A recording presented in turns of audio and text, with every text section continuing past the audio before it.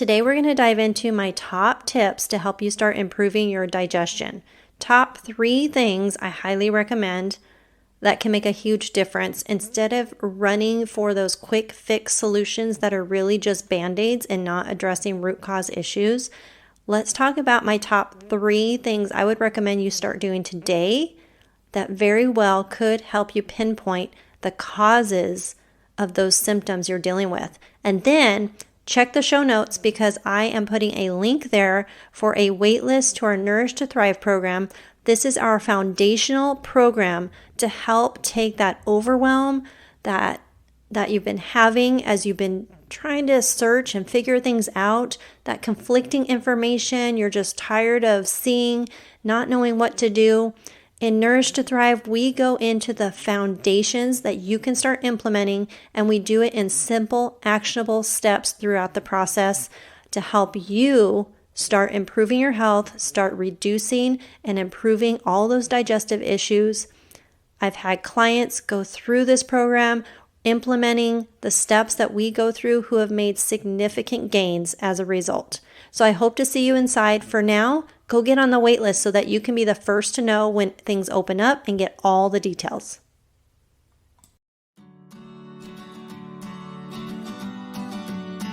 Hi friend, welcome to Made to Be Thriving. My name is Melissa, daughter of the king, wife, dog mom, and a former elementary school teacher turned nutritional therapy practitioner. Are you feeling overwhelmed or even stuck in your wellness journey? You know that how you're feeling and what you're struggling with can't be normal, and there must be a better way. I was there too. I started feeling that prompting of the Holy Spirit to dig deeper, and He led me onto a better path with the right guidance that turned things around. This can happen for you too, and I'm here to help you get there. There is hope as we put our faith first, lean into God's word and truth about how we need to take care of our bodies. If you're ready to stop just surviving and start thriving, you're in the right place. Whether you're in your car, working on your to-do list, or just needing to take a break from your busy day, tune in and be encouraged.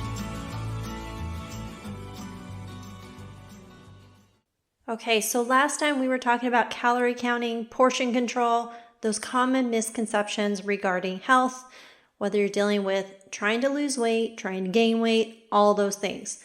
Well, today I want to talk about another misconception, and that is digestive issues. If you're dealing with digestive issues, those symptoms that come along with it, so often we're quick to just try to go find something that's going to relieve that, right?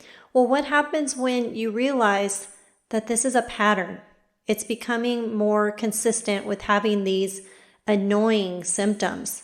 You're dealing with them anywhere from daily, every other day, once a week.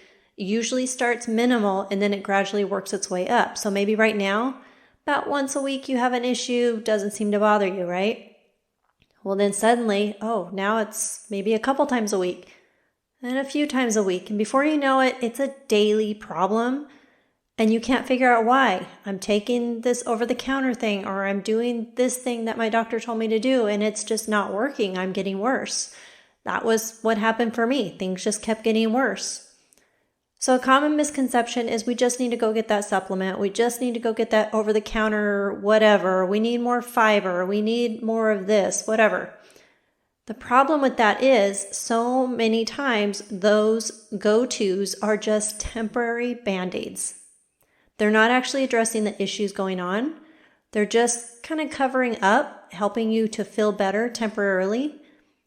And so a lot of times what we'll do is we'll think, that helped, so I'll just take that every time I feel this.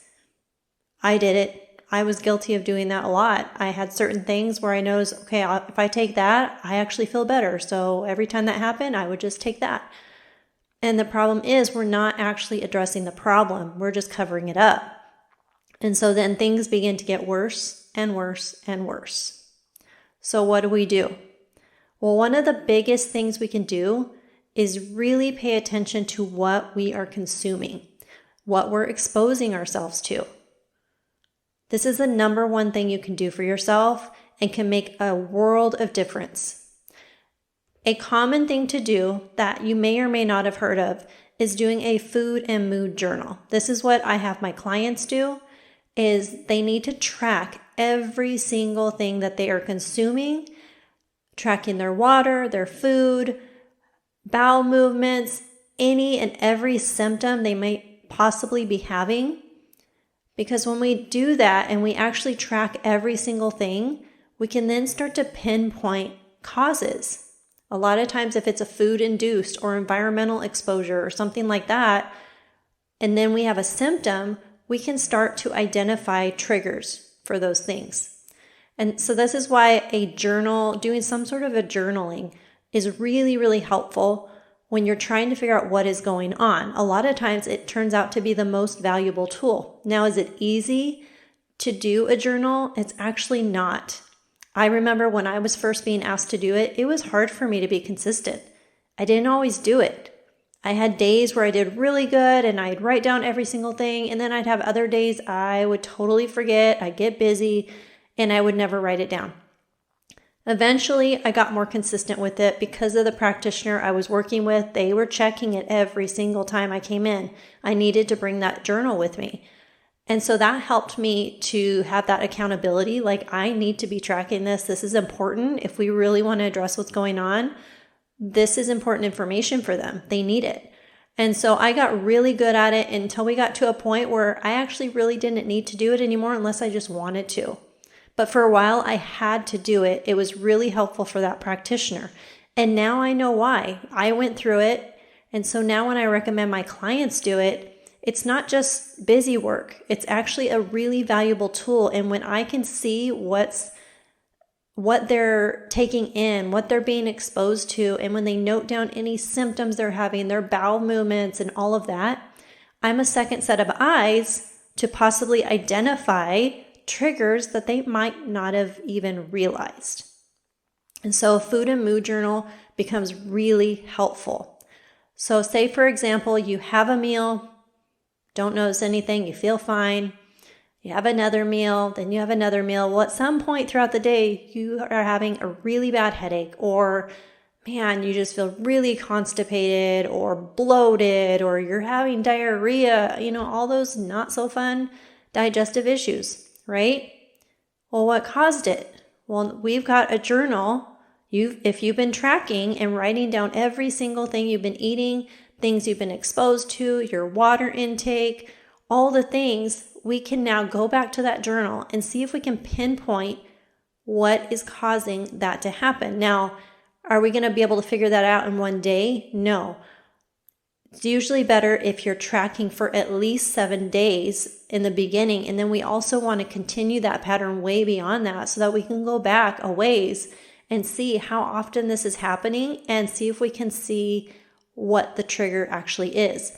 If we notice a pattern and a trend happening, a lot of times we can pinpoint, oh, you know what? Every time you eat this or you're exposed to this, that is when that symptom is happening, or it's happening within 24 hours of that episode.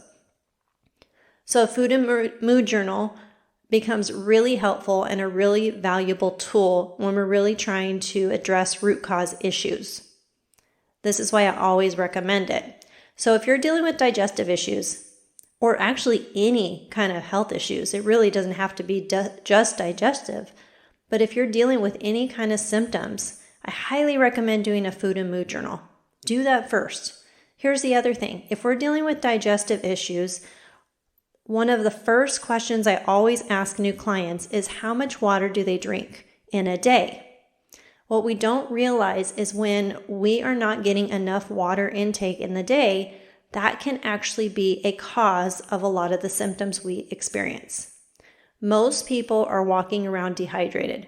We tend to reach for, sodas and coffee and tea and sports drinks and all these things, thinking we're hydrated, when in fact we are dehydrating ourselves, especially if you're drinking coffee and sodas and stuff more than anything.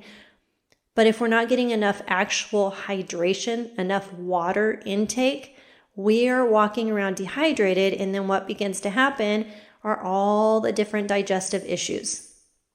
We also might start having headaches, migraines, all of that. So we need to track how much water am I really taking in? And then the question often is, well, how much water do I need to drink? And the average recommended amount, you can look this up online, the average recommended amount is about half of our body weight in ounces of water per day.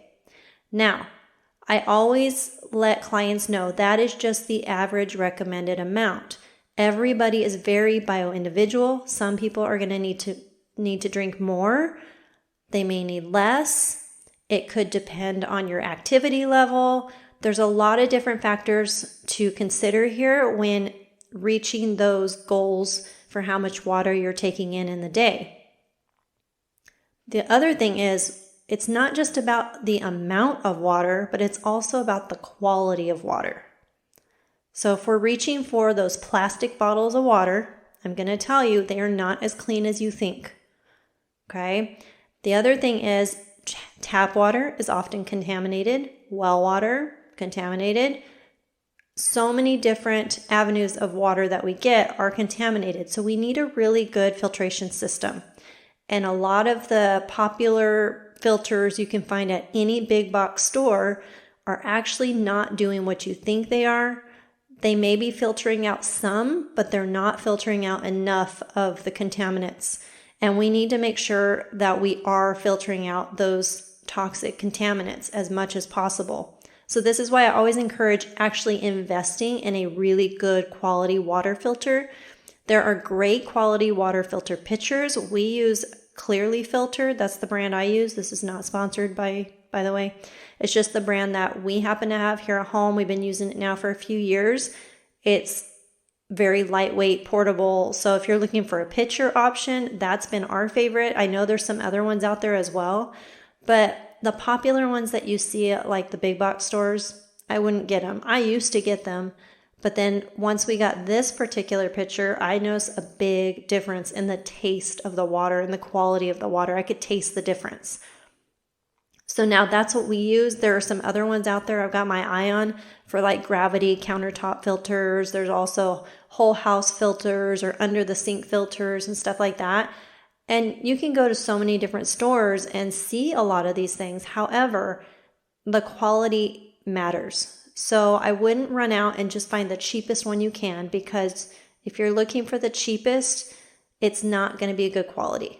We want to make sure that the right testing is being done. If you look on the website of different brands, if it's a good quality brand, they're going to have the testing available on their website for you to view. So you can see what contaminants they're actually filtering out of their filter, through their filter. So I would look for that. Clearly Filtered has those reports on their site. There are some other ones like Pro One or Pro Pure. I can't remember the name of it, but they also have a report on their website. That's another one I've been hearing a lot about and hearing good things about. But there's a lot of brands out there. So do your research and find a good quality water filter. It will be one of the best investments you can get. And if you have to start with something as inexpensive as possible, I love the Clearly Filtered one. I think there's some other ones out there that are fairly comparable. So look into those.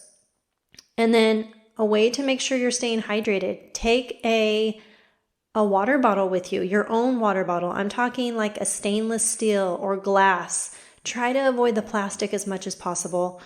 Plastic tends to leach toxins into whatever is in the container. So try to avoid plastics altogether, especially if you're storing food or beverages. Try to avoid them. Now, if you're putting a drink in something plastic, like say a shaker cup or something like that, if you're going to drink it fairly quickly, then I'm not as worried about it. But if it's something that's going to be in there for a long time throughout the day, like water, for example, I want to make sure it's not in a plastic bottle that's going to be possibly leaching some toxins in. But I also know some people, for them to increase their hydration, they're looking for those ones that have the time markers on them or the different lines on them that help them stay on track throughout the day, because they're still trying to increase that water intake, and that's helpful for them. So if that's what you have right now, because you already knew that, hey, I need to increase my water, so I went out and got this and it's helping me, great. That's a great starting point. But I wouldn't recommend sticking with the plastic for very long. I would recommend looking into a good quality stainless steel or glass water bottle that you can take on the go. I always take water with us anywhere we go, as much as I possibly can. It's very rare for us to go anywhere and I don't take my own bottle of water with us. So I highly recommend doing that because we really want to increase our hydration. In fact, one of my very first clients I ever had, that was the first thing they did. And within a week from the first time I talked to that client and recommended, hey, let's try increasing your water, because I knew that they weren't drinking very much. The next time I saw that person, they let me know that they were noticing a difference. And the only thing that they really did since they last talked to me was they increased their water intake. And this particular person noticed a difference in their digestive issues that they were having. So they just weren't drinking enough water. Now, is that all that they needed to do? No, there was other things that needed to be worked on. But just increasing hydration level made a huge difference for this particular person. And I've seen it happen for others as well. So keep track, pay attention to how much water you're actually getting. You're going to have good days and bad days. I do. There's some days I feel like I get plenty of water, and then there's other days I look back through the day and I'm like, wow, I definitely did not drink enough water. I'm not very well hydrated today. And I know that. So we're not going to be perfect, but we really need to work on making that more consistent and really increasing our hydration, because it can make a huge difference in the health and wellness of our body, the quality of life. And we want to make sure that it's quality water. And one other thing I want to add in is we need beneficial minerals. So a tip to get some minerals into your water that's easy and you have it in your cabinet already, and well, hopefully you do, is adding a dash of real sea salt. And I'm not talking table salt. The table salt that used to be so popular still is popular. It's usually the one you see at fast foods and restaurants and things like that. That's not the salt I'm talking about. I'm talking about real sea salt that has the real beneficial minerals in it. Add a dash of that to your water to help with the proper absorption of the water. That's really, really important. Just chugging water is not going to help your body. Your body's not going to absorb it properly. We want to just drink on our water throughout the day. We also need those minerals to help with the proper absorption, so that you're not just running to the bathroom all the time because that water is just running through you. That's a common thing I hear as well from people, like, oh, if I drink too much water, I have to go to the bathroom all the time. I 100% get that. I have the same problem. But what I've also noticed is if I'm not chugging my water, I don't do that. If I'm just taking small drinks throughout the day, I don't usually do that. And if I'm adding minerals into my water, it helps. So add a little bit of minerals to your water, some real sea salt. Those other options as well out there that I can share at some point as well. But that is just an easy one to do. So increasing that hydration.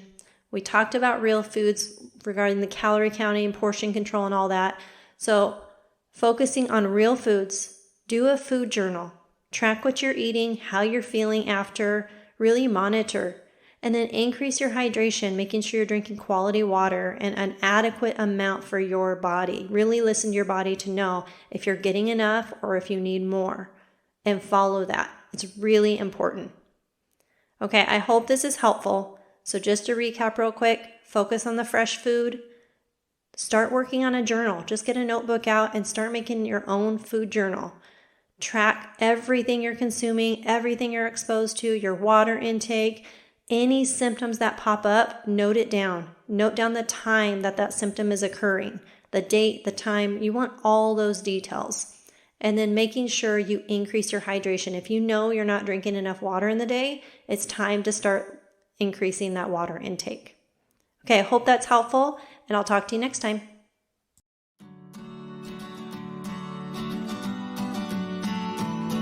Hey friends, if this podcast encouraged you and taught you something new, leave a review and hit that subscribe button. The next thing you can do is share this podcast with a friend or even in your Instagram stories. Don't forget to tag us at Made to Be Thriving. Come connect with us over in our Facebook community or send us a DM over on Instagram. I pray this has blessed you in some way and you find encouragement knowing you are not alone in this journey. There is always hope, and let's focus on making the progress that is possible. Information provided to date are for informational and educational purposes only. The information and education provided is not intended or implied to supplement or replace professional medical treatment, advice, and/or diagnosis. I'll meet you back here soon.